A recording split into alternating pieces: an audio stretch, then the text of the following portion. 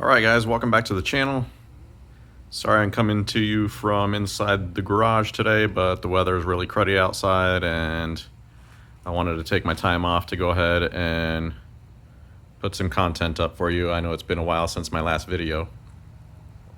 So I got a few upgrades for you today. Starting under the hood.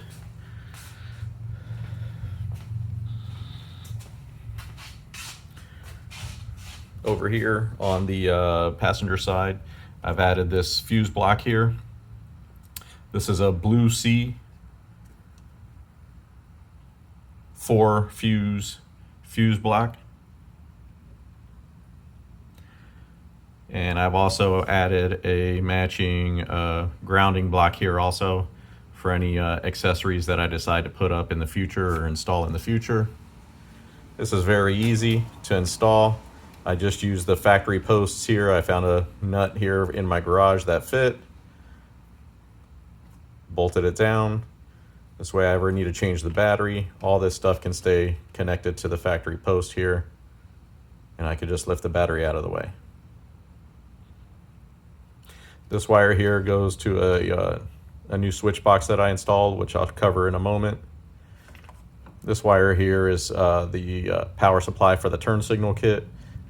I didn't have this fuse block installed at the time I installed the turn signal kit, so I might in the future change this fused line, power line that goes to the turn signals and add it to this fuse block. It just depends on how many accessories I decide to add in the future. If I got the space for it, I'll put it there. If not, I'll leave it the way it is.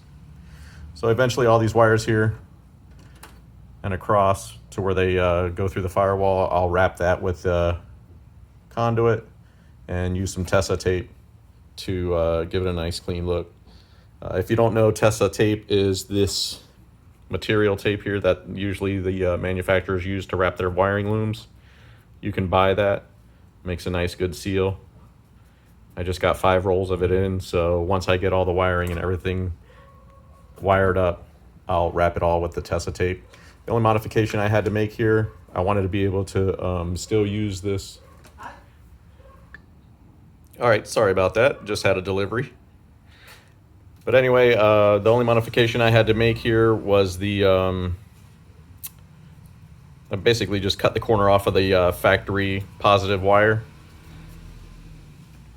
so that I can still use that cover the way it came. I know I talked about in a previous video, I had ran the wires for all the turn signals. I'm still waiting on that. Wires right here on both sides behind the headlight. I think I went with the combination LED turn signal kit. It's one of those flexible strips. Most people have the headlight, the halo daytime running lights that go right around those. But I bought this flexible strip so I can put it here. And I was thinking about going about halfway down to about here, just to give it that shape right there. But I'll decide once they come in and I see what it looks like. Next up, I was able to get the rear turn signals working. I found out from another YouTube channel that the Roxor has unused light bulbs in the tail lights. So the upper light bulb was unused, the middle light bulb is for the brake light running lights, and the bottom light bulb is for the reverse lights. So once I found that they had these unused bulbs in the tail lights, I decided to use those for the turn signals until I get my LED turn signals that I want to install. So I'll show you how I did that real quick.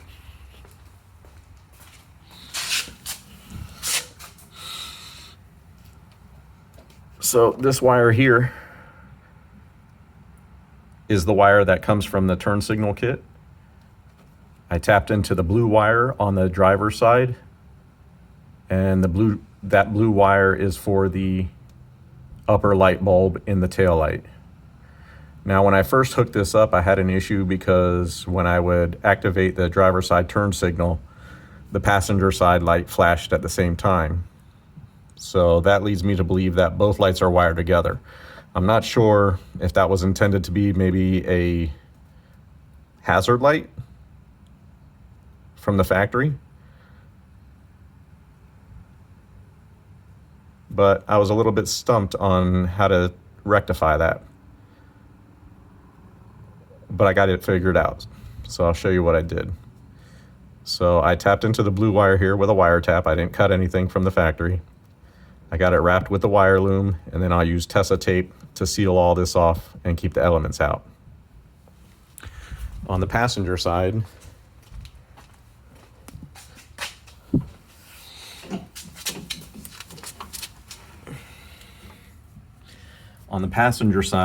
the orange wire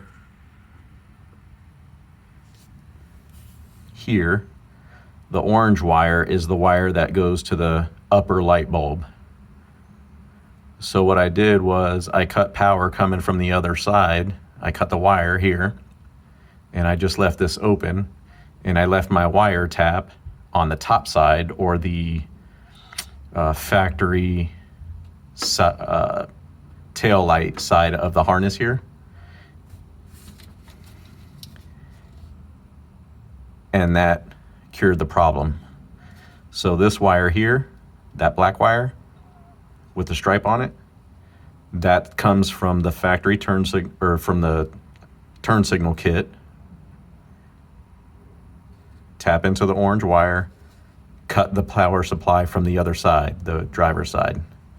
I'll tape this off. I'll tape that off with Tessa tape, get it all weather sealed, and it's good to go. Everything works as it's supposed to now with the turn signals. And the hazards also work with that kit that I bought, that I had put in the link in the previous video. So let me show you real quick that they're working correctly. Now, one thing that I hadn't noticed when I talked about that turn signal kit in the previous video, one thing that I hadn't noticed was that on the relay, it comes with a little knob on it. And that little knob that's on the relay underneath the dash allows you to either turn up the flash speed or lower this flash speed, so that if you have LEDs back there, you don't have that fast flash that normally happens when you add LEDs to a factory system like this.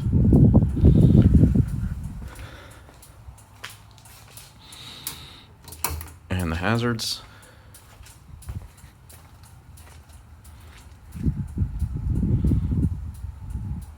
While I'm back here, I'll point out also that I'm street legal now. I got my plates in from South Dakota. Been driving it around a couple of times. Haven't been bothered by the police or anything. So I'm able to drive this to and from work, run around town, get some quick errands done, and really enjoying this little ride.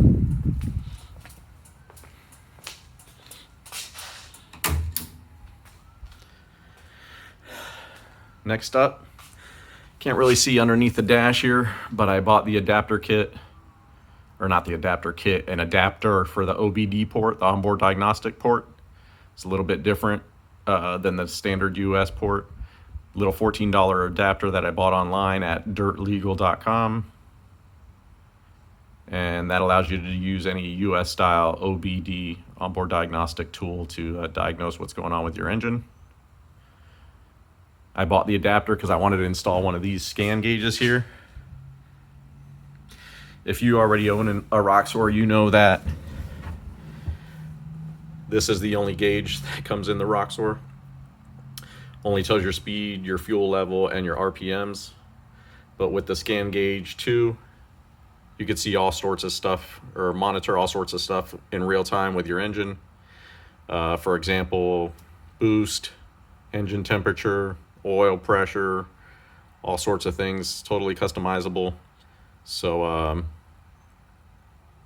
it works out really well. I'm really happy with that. I had that from a previous vehicle. It's been sitting in the garage. I said, let me install it in here. So it really didn't cost me anything for this vehicle. But just gives a little more information than the factory gauge there. Another little modification I made, I took that stupid plastic cover off the factory key. I don't know, to me it was annoying. You can't just stick it in your pocket because it's got that big cover on it that covers this whole ignition here. Big round thing. It's annoying. So I took that off. Second, this was the the switch panel that I installed. This is a Phoenix brand switch panel. They make emergency equipment, switches and lights for the public safety sector. I had this from a previous vehicle sitting in the garage as well, so I figured I'd just use it in here since I'd be adding quite a few accessories. I have plans for this area here, so I didn't want to use these blanks that come on the Roxor. I plan on putting a 6.5-inch speaker on the both the driver's side and the passenger side, so I'm leaving that area open for those speakers. I'll install a round marine style stereo here, so I installed my switches here.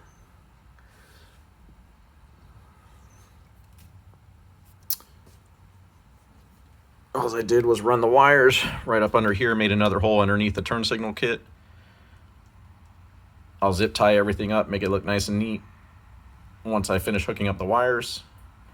And then the wire for the OBD, or the scan gauge 2, goes into a factory hole that was here behind the dashboard, so I wouldn't have to drill anything into the metal, and it plugs up underneath the dash.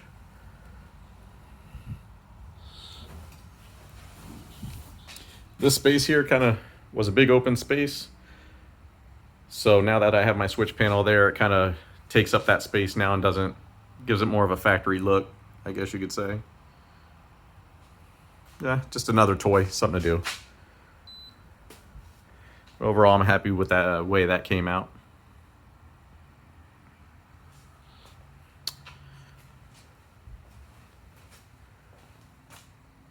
Another change that I made when I first bought the Roxor, it had the turbo diesel sticker that was under here. This vehicle had sat outside at the dealership, so the sticker was kind of peeling off in the corners. So I went ahead and ordered these off of eBay. They were like 12 bucks for a set of 2. I ordered this one because it has that nice brush look, almost like the factory Roxor emblem here. And it's got like a 3-dimensional emblem feel to it. It's not just a flat 2D sticker like the original one. So that just gave it a nicer look.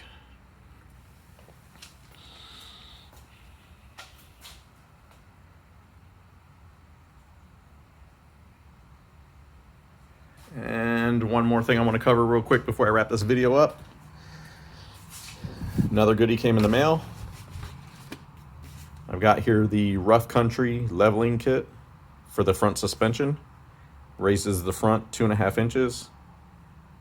Comes with all the parts that you see here, including the extended brake lines. This is going to be a little more involved than I thought after reading over the instructions, so I'm going to have a friend help me out with that on the install. Try to get it done here in the next week or two, so I'm excited to get that installed, share it with you guys.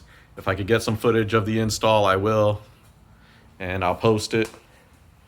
Basically, it's just going to lift the front 2.5 inches so that it looks level with the back. That was the 2.5-inch leveling kit from Rough Country.